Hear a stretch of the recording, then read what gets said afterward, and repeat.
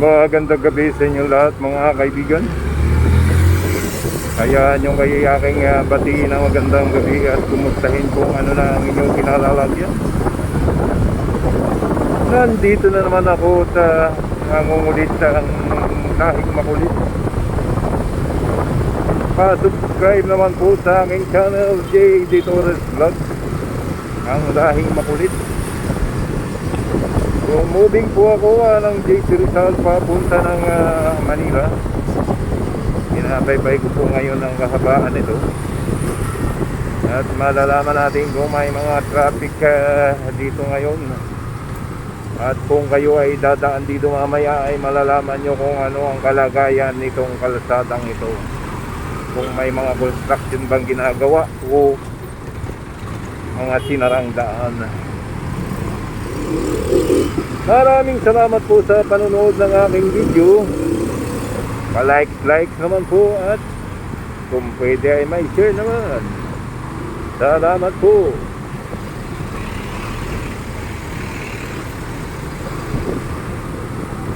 Ayan.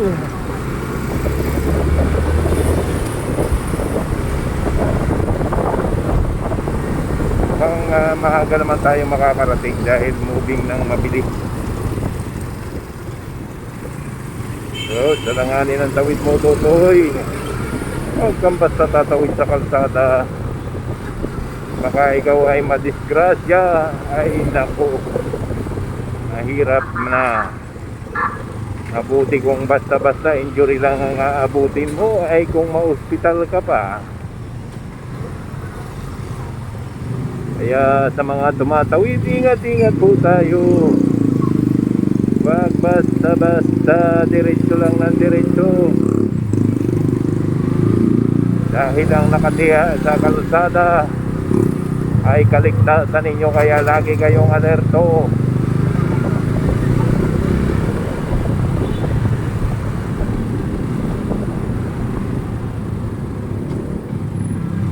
Ayan, patay pa rin ang traffic light dito sa papunta ng Ayala Circuit. Napakarami ng mga pasahero sa gilid ng kalsada. Kaya ayan, ang mahirap, maghintay ka ng pasaheroang jeep, ay naku, maiinip ka. Bukod sa ngalay ka ng tumayo at dapat ikaw ay namamahinga na sa mga bahay-bahay at nakaunat na ang paa habang nakaupo sa sopa, ay nandiyan ka pa sa kalsada at naghihintay pa ng jeep.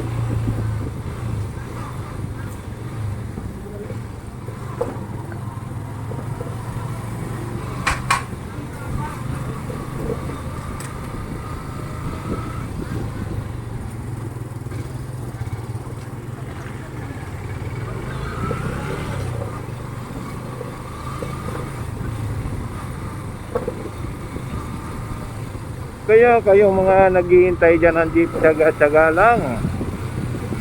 Saan ba't makakasakay din kayo? Makakauwi rin kayo ng maluwalhati sa inyong mga tahanan. Kaya nga pag umalis ka ng bahay, kailangan ay may baong ka na tsaga. Dahil pag ikaw ay walang tsaga ay maiinip ka talaga. Iinit ang iyong ulo sa paghihintay ng jeep na pasaheruhan.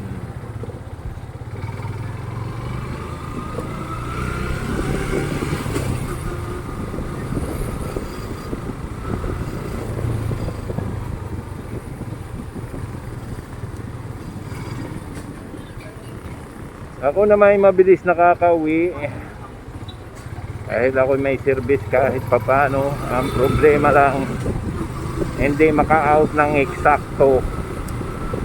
Nako, kailan kaya?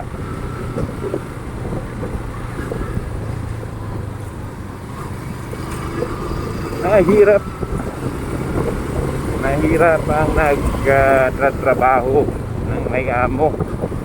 Kailangan nga lang at diyan tayo nabubuhay. Diyan natin kinukuha ang ating pang-araw-araw na pangangailangan. Pati pang tusto sa pamilya, diyan din kinukuha. Kaya masasabi nating mahirap nga. Dahil pag nasa trabaho ka, siyempre ang oras mo ay nasa trabaho, wala sa pamilya.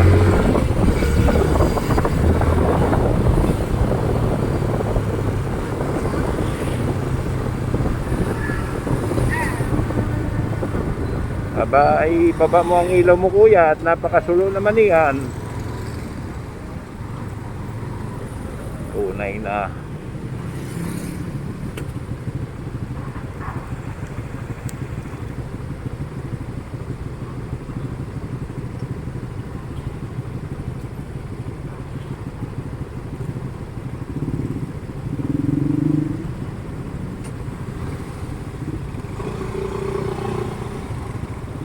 Dito lagi nahaharang. Ayan ko na tayo. Takbo na naman ang ating motorsiklo. Huwag ang driver at tatakbo at may iwan ang motorsiklo. Kung sasabihin takbo ako ay delikado. Mahina na tayo tumakbo.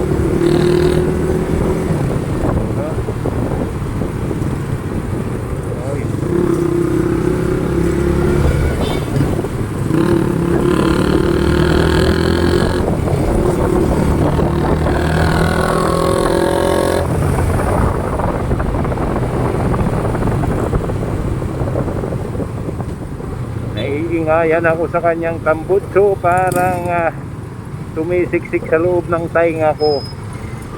Kaya tayo ay umuna dahil ang buga ay kakaiba. Hindi katulad ng ating tambutso, tahimik man to eh. Maganda talaga yung ganong tambutso, kaya alam ng mga nasa tabi mo na mayroong motorsiklo sa gilid. Ang problema lang ay nakakarindi. Ito na ang matraffic na daanan sa dulo.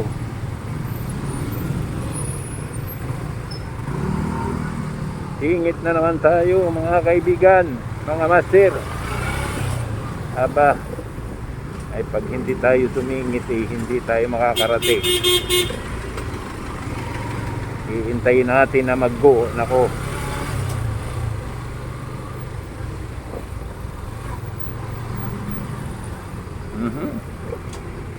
merong Aerox, over tayo diyan.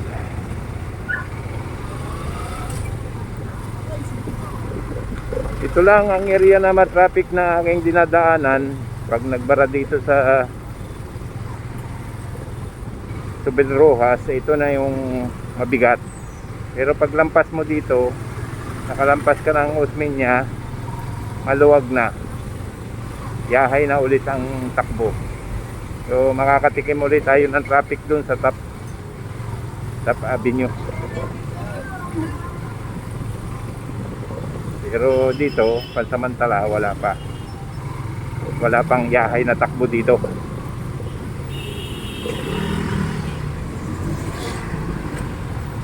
Hayho ang abutin natin dito sa tindi ng traffic. Yan, bago tayo makalabas dito ay hayho muna, hayho.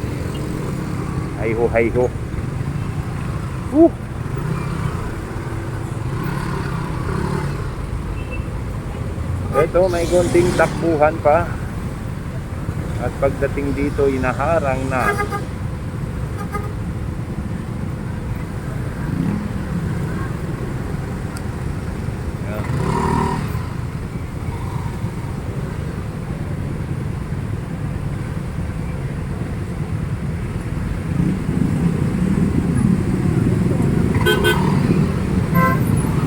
Basta matraffic ang daanan, tutungin ang inyong lingkod para malaman kung ano ang dahilan.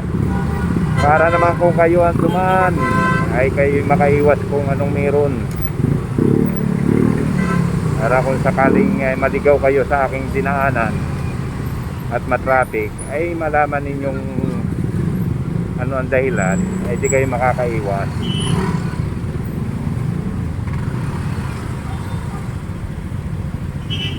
Yun. Hanggang dulo dulo ang motor.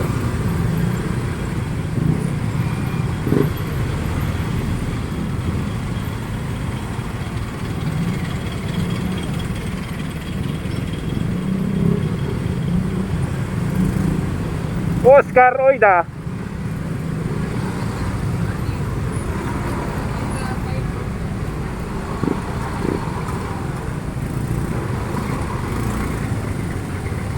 Binabalda mo na yung motor mo ha. Yung aking kasamahan sa trabaho, abay kahit mahirap ang daan eh, tira ng tira, kawawa naman yung ganyang motor.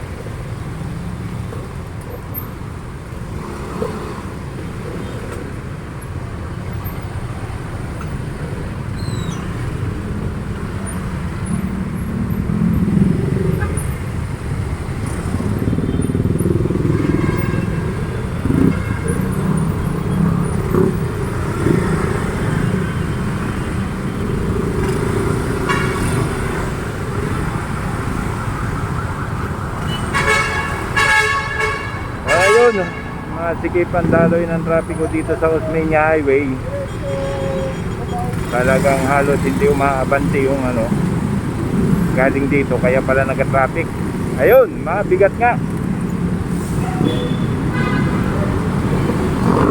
Mabuti na lang dito sa ating daanan na yan, mga master. Kung maliligaw kayo ng Osmeña, napaka-traffic po ng lagay. Matindi po ang traffic. Kaya kung may maiiwasan kayo ibang alternatibong daan, abay umiwas po kayo dyan. Matindi ang buhol ng sasakyan.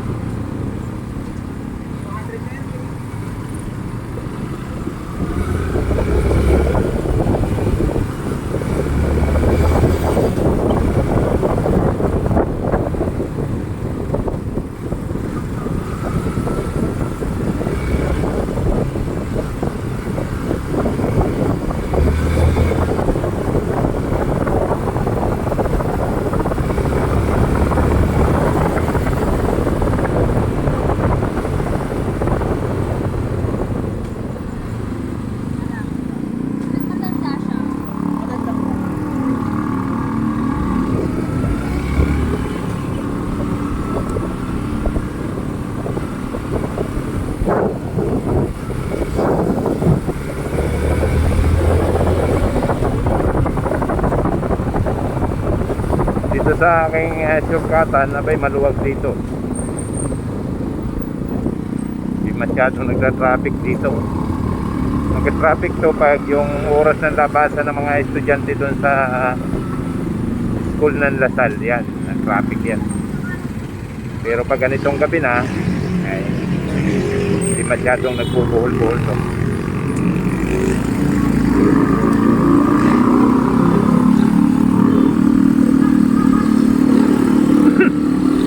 Excuse me po.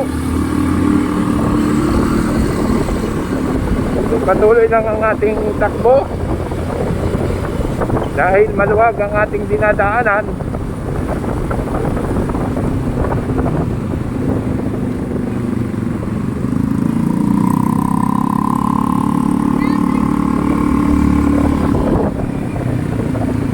Ayan, Top Avenue at mukhang maluwag dito, walang traffic. Yun, yung driver ng tricycle tumatawid kahit naka-stop. Dapat yung mga ganyan kasi ini-impound, pinagsiseminar yung driver para magtanda. Alam ko yung mga ganyan, madalang pa yung may lisensya dyan. Kaya yung City Hall ng Maynila, mag-obserba kayo kung ano yung ginagawa ng mga tricycle sa inyo. Kahit nandyan kayo, lampas lang ng lampas yan, hindi nyo pinapansin. Pero pag yung motorsiklo ang dumaan sa inyo, konting pagkakamali, gusto nyo sikitan nyo agad.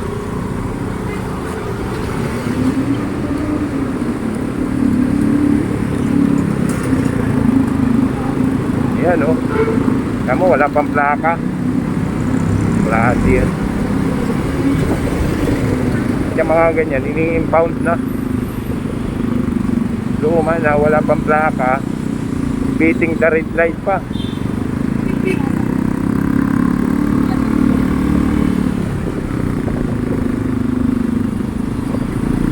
Wala pa sa ayos ang driver. Yung ano dito sa Maynila, kunting pagkakamali mo rito, mahuhuli ka. Wala kang sapatos, madadali ka. Sa masilip nila na bawal, yan, at titikitan ka. Pero pag tricycle, ayan, katulad yan, naka short na, naka chinelas pa, hindi nila matikitan yan. Natatakot siguro, baka sila balikan.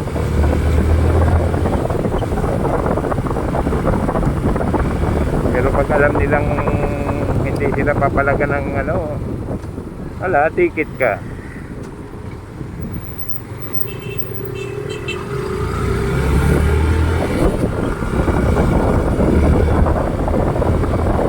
Pag nakadisgrasya pa, diway ang aabutin mo dyan. Walang lisensya, hindi mo alam kung saan mo kakabulin. Ay paano kung malaki yung pinsala?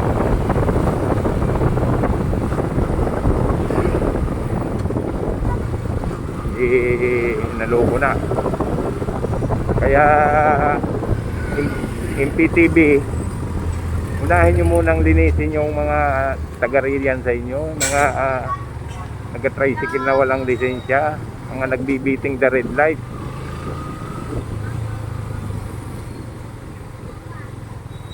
Ang dami-dami niyan, hindi nyo nahuhuli. Mga master, malapit na ako sa aking boarding house. Sana na nakakwentuhan ko kayo ngayong gabi. At ako'y nagpapasalamat muli sa inyo, sa inyong pagtutok. Sa mga hindi pa po nakakapag-subscribe, pa-subscribe naman po sa aking channel, JD Torres Vlog, ang lahing makulit. Mabuhay po tayo at magandang gabi. Sumaatin ang pagpapala ng Puong May Kapal.